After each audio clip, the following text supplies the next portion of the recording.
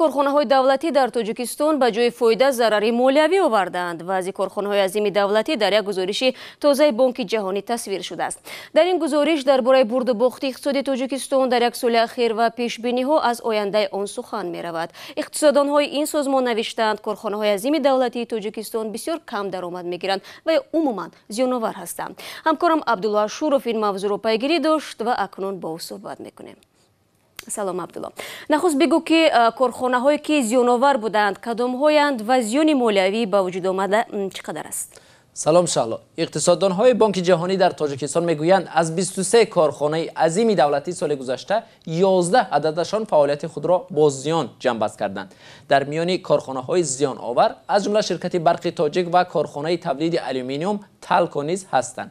корхонаҳои давлатӣ дар Тоҷикистон дар соли гузаштаи 2017 2 миллиарду 800 миллион сомонӣ зиён диданд. бештари ин зиёни молиявӣ ҳам аз ҳисоби фаъолияти Талко ва барқи тоҷик ба вуҷуд омадааст. ба гуфтаи муаллифони гузориши ин созмони байналмилалии молӣ 94% зиёни молӣ ба барқи тоҷик ва беш аз 3% он ба корхонаи тавлиди алюминиум Талко рост меояд.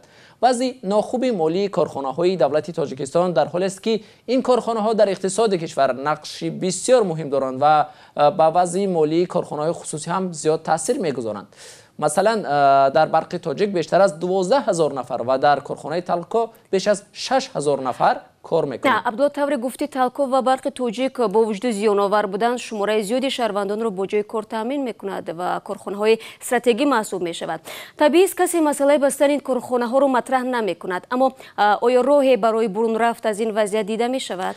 дар масъалаи барқи тоҷик созмонҳои байналмилалии молӣ доим машварат медиҳанд ки нархи фурӯши нерӯи барқро давлат боло бубарад барои беҳтар кардани вазъи ин созмон. айни замон бо пешниҳоди худи барқи тоҷик масъалаи то 15% боло бурдани нархи нерӯи барқ дар баррасии ҳукумат аст. агар ин пешниҳод ҷонибдорӣ шавад, нархи барқ то 20 дирам мерасад ки бояд ба вазъи молиявии барқи тоҷик беҳбудӣ бахшад. дар ин миён шароити фаъолияти Талко низ имсол дигар шуд. то кунун ин ширкат ба гази Ӯзбекистон дастрасӣ надошт ва имсол аз он баҳравар гашт. бар илова нархи алюминиум дар бозорҳои ҷаҳонӣ дар ҳоли болоравӣ аст ва албатта ба даромади ин ширкат бетаъсир нахоҳад монд. хуб, ба ҳар сурат оё ҳастанд корхонаҳое ки ба ҳар ҳол фоидаовар буданд аз нигоҳи Бонки ҷаҳонӣ? бале Шаҳло, дар миёни ширкатҳои давлатӣ фаъолияти корхонаи Тоҷик Семент ва чанд ширкати дигари марбут ба соҳаи ҳавопаймоӣ аз ҷумла фурудгоҳу хадамоти навигатсияи ҳавопаймоҳо фоидаовар буданд. чун молики ин корхонаҳо